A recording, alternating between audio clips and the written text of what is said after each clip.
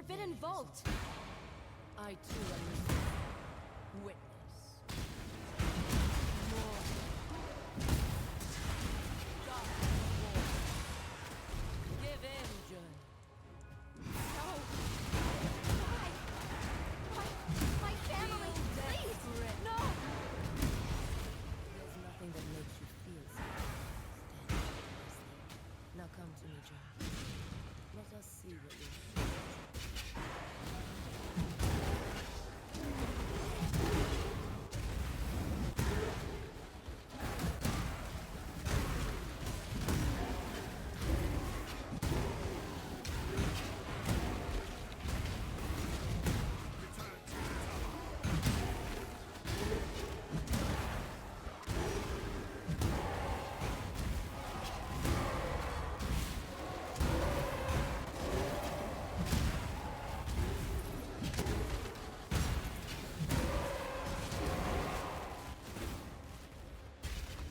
hundreds of dead, rotting soulless in the earth.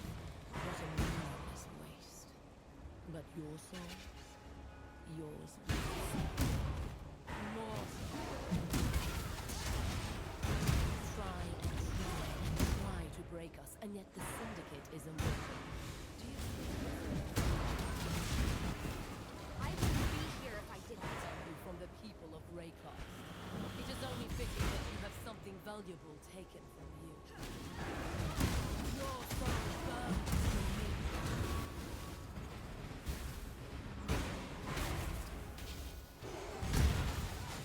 Gulamak! Death will never come from me. You're no immortal. You're a thief. Nothing more.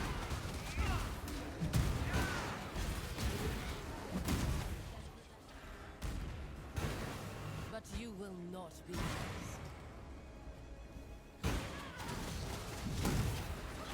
Your soul burns for me.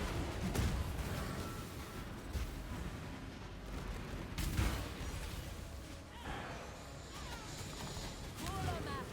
Arise, my king. Submit and sword. We must persevere. Too much hinges on this.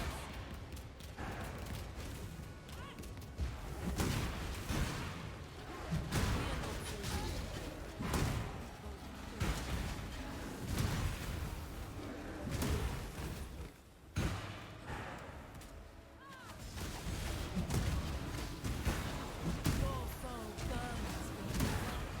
Give your soul to me.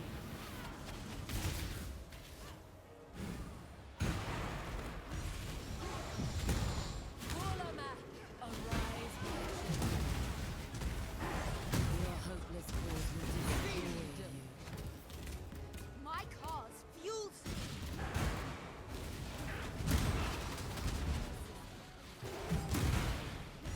Tragedy. Go to your grave, they.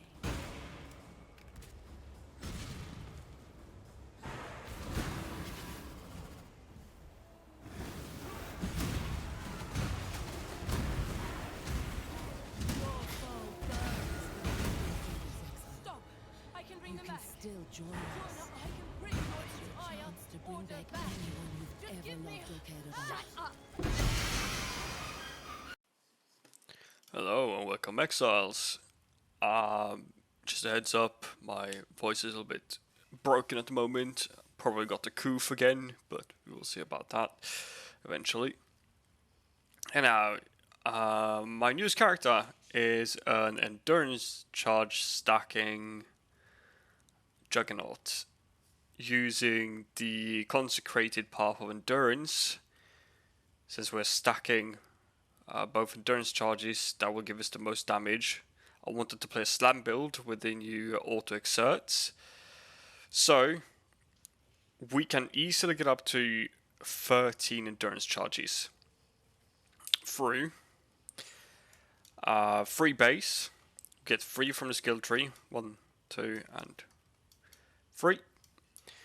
We get another one from the Juggernaut passives, so now we're up to 7. We have Sublime Vision. If we only have Determination as our only aura, it will give us +1 maximum endurance charges. So that's 8. We can get one from boots, either Warlord influenced. It's a prefix that can give you endurance charges. Or you can use the Death Store like I'm doing at this point. Because I haven't really invested into making the boots yet.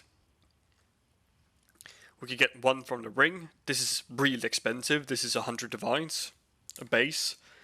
But if you want to go cheap, you can always just get, where's it?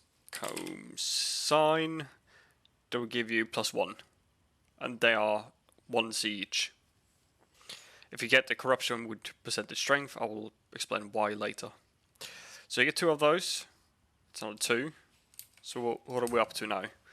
6, 7, 8, 9, 10, 11. And then we have the eventuality rod or the potentiality rod.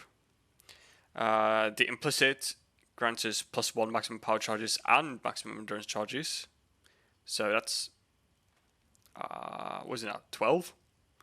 And if we get Shaper influence on this weapon, we could get it as another suffix, making it 13. Crafting a weapon with both endurance charges says it's such a rare mod, good luck getting a high damage weapon. Hence why I decided to go with the strength stacking route. So I took the Hunter influence, gain 5 damage per 10 strength. So we're both strength stacking and endurance stacking. This makes it so we have minor issues with our resistances. As you might see, we are just about capped. Not even Chaos Rest capped. And the gear is used, get power gloves, preferably fractured. Now I notice I don't even have any strength on these power gloves. Okay, fun enough. It's supposed to be strength on this. If I could fix the resistances, that is. Percentage strength belt, dirt cheap. You slam essences with the strength 1 on it until you get high res plus high life. And then we use a Soft's Blood. Because cover enemies in ash when they hit you, we get Avatar Fire, so we convert the rest of the physical damage that is on this weapon. Even though it's very minor, it will, well, it's another 200 fire damage. It grants us percentage strength, grants us maximum life, and some resistances, and fire pen. It's all good. And of course, we anoint the Disciple of the Unyielding, so we get more damage per endurance charge. Now, if we also get an Elegant Hubris with 46540 commissioned coins to Comrado of whatever, we could get another 10% decreased damage per endurance charge here, here, and here. We can easily access these two throughout using a... where did I put it?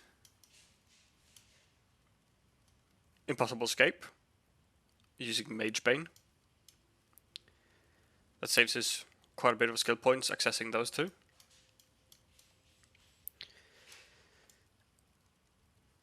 Since the skill itself costs a shit ton of mana, we are pretty much forced going through the Cannibalistic Rite and Mana Reservation Mastery, so we have some mana left. We can also link our War Cries to Inspiration, well, specifically the Battle Mage's Cry, since Flammability is so costly. I mean, how much is it? 17 mana, and if I get rid of Inspiration, it's suddenly 27. So Inspiration linked to Flammability with Battle Mage's Cry and Alt Exertion. The Inspiration will, of course, as you see, reserve a little bit of the mana, but it's fine. But the other two, Intimidating Cry and Seismic Cry, don't really need any Inspiration. We are also getting through Forbidden Flame and Flesh Jewels, Warbringer, which doubles our amount of exerted attacks, which means as long as we're attacking about 1 attack a second, we can maintain Intimidating Cry for double damage. The Seismic Cry for even more AoE, and Battlemage Cry to make this a 1-button build using, well, applying flammability on melee hit. The mobility is the Flame Dash, and I have it linked to Combustion, because if I ignite someone with it, I can then get another negative 10% maximum fire resist on the enemy, making us deal even more damage. This is just for single target. Just Flame Dash through them and start bonking them.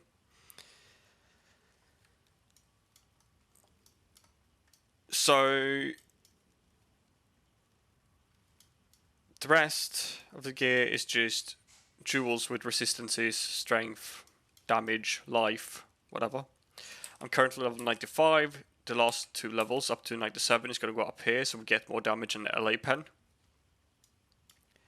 We are doing a non-crit version of the build, considering we are using Echoes of Creation. The funny thing is, with Juggernaut's Ascendancy, we gain an endurance charge every second and a chance of getting up to maximum endurance charges every time we gain an endurance charge. Since Consecrated Path of Endurance sacrifices an endurance charge, so we can ignore the cooldown of it, because it normally has a base cooldown 2 seconds. Now, the thing is, if I just attack now, since I war cried recently, I will then take a physical hit, and my endurance charge will start going up.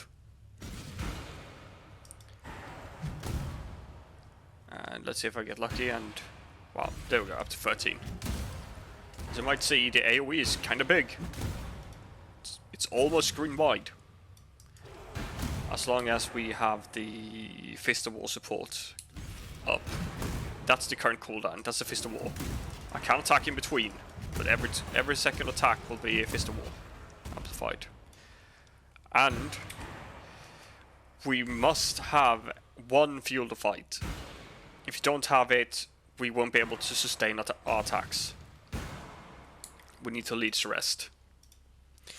Considering we're also hitting ourselves with the Echoes of Creation for, say, I'm at 1 endurance charge, almost 1,000 life, that means we can abuse the Untiring node. So we get physical damage mitigated, the last 10 seconds is regenerated as life. And since we can just stand here and attack, and attack, and attack, and attack, we're hitting ourselves constantly, and that damage gets mitigated throughout our endurance charges, making it so that we regenerate a lot more life. On top of that, we also get another 0.2% life per second per endurance charge here, and we can get a flask with the regenerate 3% of life per second during flask effect. Doesn't matter what flask you have it on, I just have it on the Amethyst flask. This way we are regenerating about 5 to 6% of the life per second, with a 40% increased life regeneration rate, plus the prevented damage regeneration we get past 10 seconds. Since our resistances are kind of scuffed, I'm pretty much forced to use the Amethyst flask at the moment. If I wasn't strength stacking and got a ridiculous physical damage staff instead, and somehow managed to get the Shaper endurance charge as well, that would be less damage, but still good enough. It will do the job. You can also build it differently. You can go into the attack speed route and ignore the Fist of War and add a Ruthless instead. You can get Undeniable. So we get accuracy equal to our strength, which means we don't really need to get a staff with hits cannot be evaded. And I don't know if this will be more damage, but you can always get a helmet with, I think it's Warlord influenced. If it's upgraded as well to tier 1, it can grant you accuracy rating and critical strike chance per strength. That way you should be able to almost crit cap yourself and make a crit version of the build. I decided to not do that. Instead, I went for just a simple Elemental Overload. We are also getting on the tree, throughout our cluster duels, Overlord. So our melee hits with stays fortified for 6 seconds.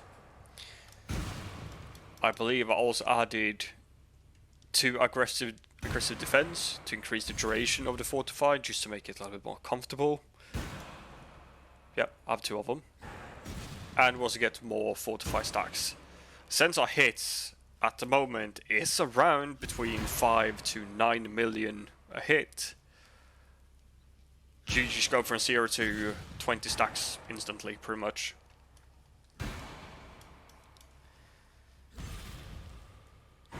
So that's the build. Preferably what I kind of have to do is get myself a better ring. I'd use Chaos Spammed on the, what's it called, Harvest Bench until it actually hits T1 life and high strength and Chaos Res. Unfortunately, I got accuracy rating. Any kind of resistance would have been 100 times better. Like medium to high fire res maybe. So I could, well, spec more into strength through my gloves. But that's a project for the future.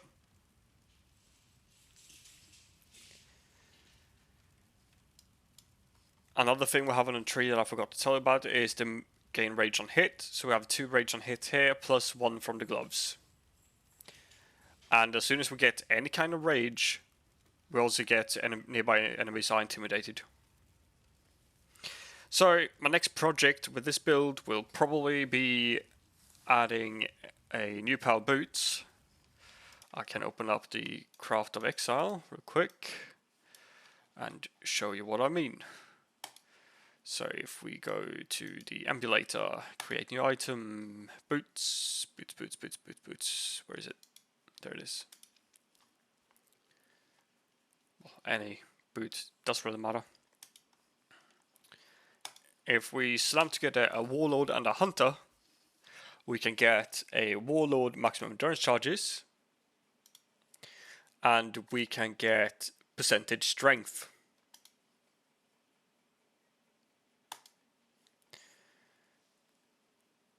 This way, well, if I even want to go elevated, I could. This way, we'll get a truck ton of more damage. But this is a very risky craft, considering this is a prefix, this is a suffix. The odds of getting high life, strength, like a high roll, to 2+, resistances such as fire or cold or anything else, chaos resistance would be cool, is very slim. The odds of getting it is very slim. I can, on these power boots, of course, just craft on, where is it? Crafted movement speed. Or life, if I get a high movement speed. So yeah. That's the only risky part with the build. Well, the boots, to be exact. I can show you how I made my staff real quick. So I took 2 staves, 1 random staff, and 1 eventuality or where is it? What staff? There it is. So potentiality, eventuality. Eventuality will have more base damage. So I technically crafted on the wrong base, but I don't really care because some of the mainly a strength stacker abusing the hunter mod. So I took a warlord, no, just a, what am I saying? So if you just go back to War Staves. So I took a Eventuality Rod, slapped a Warlord Exalt on it because it's the cheapest Exalt. I used the crafting bench, influence, randomized influence, until I get either Hunter or Shaper. Then I get a second staff with the opposite influence. So if I would randomize the influence to Hunter, then I would get the Shaper base. If I would get the Shaper base, then we get the second one with the Hunter. So on the Hunter one, you alteration spam until you get 5 damage with attacks per 10 strength. And on the Shaper one, you alteration spam until you get +1 endurance charges. You then awaken all of them together, which means you will get at least, I'm saying at least, because this is a full RNG craft, you get 5 damage per strength. You get the Shaper maximum endurance charges. What did I do? Create new item, 200 stuff. Hunter, Shaper, there we go. So maximum endurance charges, you gain fire per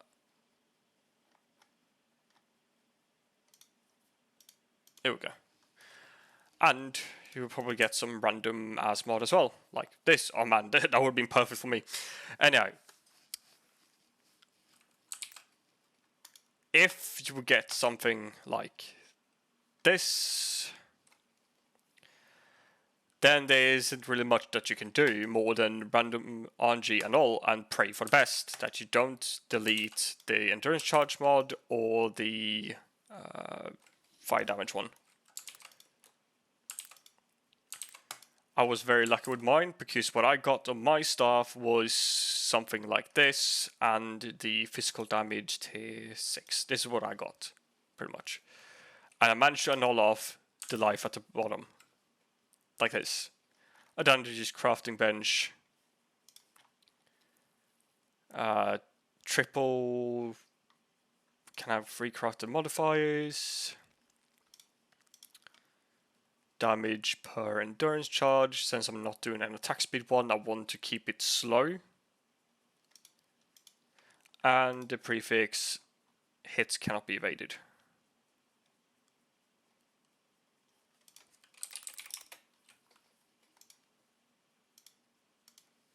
Like this. That's my weapon. Done.